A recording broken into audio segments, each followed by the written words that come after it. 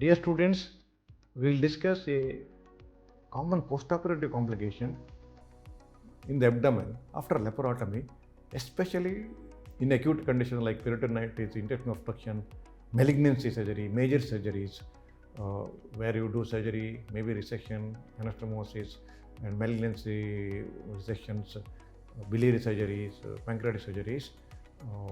That is quite common, not uncommon at all. So, as a gastrosurgeons, we regularly come across such a complication. So, what is this postoperative diastasis? Look at that. You can see bile plus fecal matter, basically fecal matter. You can see the corrugated drain is kept here. Drain site also there is a collection. It's a enterocutaneous fistula. From the bowel content is coming out. The typical enterocutaneous fistula. Again, there are categories 1, 2, 3, 4. If it is from the drain side, if it is from the lower part of the main wound, if it is in the lower half, then upper half, then entire wound, like that. Probably it is in the upper half, probably category 3, like that its category is there. Then snap principle is there. Favorable, unfavorable fistulas are there. End fistula, lateral fistula. Lateral fistulas are better than the end fistula. Lateral fistulas are like this. End fistula, if the bowel is like this, skin is like this, this is the lateral fistula. End fistula is, the bowel is like this, fistula goes like this at joint, this is the end fistula. Entire thing is disrupted, it becomes end fistula. Only partly disrupted from the end, it becomes lateral fistula. Because important, because lateral fistula may heal on its own once the recovery occurs spontaneously. May take few weeks or few months, but the end fistula is unlikely to heal. So there are so many causes: Crohn's disease, malignancy, malnutrition, immunosuppression, steroid therapy, tuberculosis, nutritional deficiency. So many causes are there for enterocutaneous fistula. Technical problems which are not holding. Blood supply is very, very important. Postoperative hypotension, postoperative critical situation, because hypotension causes less blood supply to the anastomotic site. So it will disrupt. Main thing is hypotension. You should not go for hypotension. Should not go for hypoxia. Immediate post-op hypoxia, definitely. Whatever way you have done proper anastomosis of the bowel will disrupt. So maintaining oxygenation post-operatively, maintaining the blood pressure post-operatively is very, very crucial. And during technique also, cut edge bleeding is very, very crucial. If cut edge is not bleeding properly, should not do anastomosis. That anastomosis, whatever the best technique you do, it will not take up. So blood supply, oxygenation, blood pressure. That's very, very crucial to maintain or have a safe anastomosis, safe outcome in the anastomosis. So 70% of fistula are post-operative. Commonest cause is MCQ question post-operative. And again 70% goes spontaneously. That's important. Only 30% require intervention and further management. All those causes I already told. So commonly asked question, enumerate causes for enterocutaneous fistula is a short note. Just enumerate all these things. You enumerate whatever I have told: radiotherapy, poor nutrition, disruption, epithelialization, foreign body, and so on. And fistula can be end, lateral, single, multiple, single with the different track, simple, complicated, high output, low output. More than 500 ml is high output, moderate 200 to 500 ml, low output less than 200 ml. Low output fistulas usually close spontaneously. High output fistulas may not close spontaneously, may require some intervention. Favorable, unfavorable is very important classification. Low output fistula is with the track, lengthy track, and size of the fistula in the bowel is less than 1 centimeter. All those things are there. And causes, Crohn's, other causes, etiology wise also favorable and unfavorable features are there. And so remember, sepsis, nutrition, CT fistulogram will do, maintain the nutrition, give albumin, give total parenteral nutrition to the patient, maintain hemoglobin by giving blood packed cells.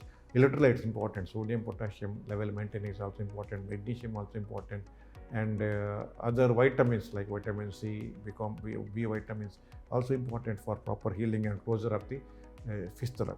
So SNAP principle is very important.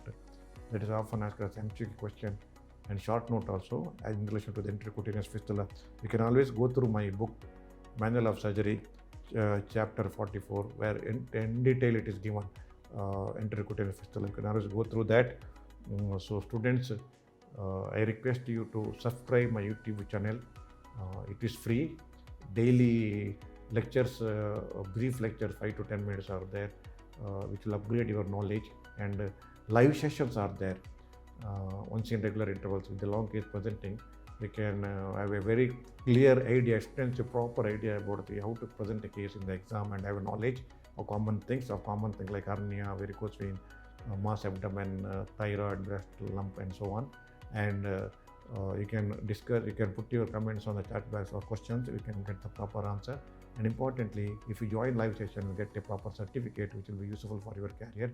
So again, requesting you to subscribe my YouTube channel, press the bell icon, and like the MCQs and these videos, and share with your friends and professional colleagues, so that they also get this knowledge which is free, so that they will have the idea about the surgery by and large, and proper focused learning daily for a few minutes, so that you will have the surgery proper knowledge eventually as far as subject is considered. So please again request you to subscribe my YouTube channel. Also have my SRB's manual of surgery, which covers everything, and also have clinical methods in surgery. Students, answer this MCQ. I will get back to you and acknowledge your answer. Unfavorable feature for closure of enterocutaneous fistula is A, B, C, D. Put the right answer. I will give the reasoning and correct answer later. Answer the another MCQ. Fistula leading into highest electrolyte imbalance is gastric, duodenal, colonic, rectal. Again, put the right answer. I will get back to you. And quotation of the day is: choose carefully what you listen to. This is important. You don't require to listen unnecessary things. It is unnecessary disturbance to you. Choose carefully what you listen to. What you listen to.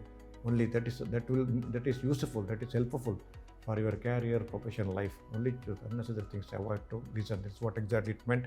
It is important. It's so important for surgeons as such. Go through my SRB's manual of surgery, my SRB's clinical methods in surgery, and SRB's operative surgery 2 volume extensive book which gives every step of surgery with around more than 10,000 illustrations. New edition has come, 3rd edition. Manual of surgery covers all CBM syllabus: general surgery, gastrosurgeries, thyroid, endocrine, breast, and urology, specialty, neurosurgery, cardiothoracic, instruments, specimens, operative surgery, and with the MCQs, online MCQs through the book, and case scenarios with a lot of illustrations, photos, diagrams. So it is more than sufficient for UGs and PGs to understand surgery. So please have my SRB manual of surgery current edition, and also SRB clinical methods in surgery current edition. Everything clinical method I covered, all chapters, all, for example, hernia, breast, thyroid, general examination, GI examination, kidney examination, urology examination, hydrocele, swellings, ulcer. Everything is covered up briefly. Orthopedic also with the instrument again, specimens, images, everything covered. And each examination, like hernia examination, video of examine hernia is there. Breast examination, breast lump examination, video is there. Thyroid examination, video is there. Peripheral vascular disease examination, video is there. Like that, every system is with the video, with the proper diagrams, lot of photos, and correct method of this one with the case sheet writing, and differential diagnosis in a tabular form, and also with the reasoning why it is, clinical analysis. But there is no management because it's a clinical method book. So management concepts are not there. That you have to go through my manual of surgery, and my atlas of tissue approximation, 100 book atlas shows brief for properly how to do suturing of different with the video, properly different suturing techniques in detail. So please again purchase and go through my these 3-4 books. It will be very, very useful, and you can complete your surgical career understanding surgery, both UGs and PGs. And also subscribe my YouTube channel for daily lectures and regular live sessions to enhance your surgical knowledge easier way, because it is free. So students, I hope you have understood this lecture very well. Thank you so much.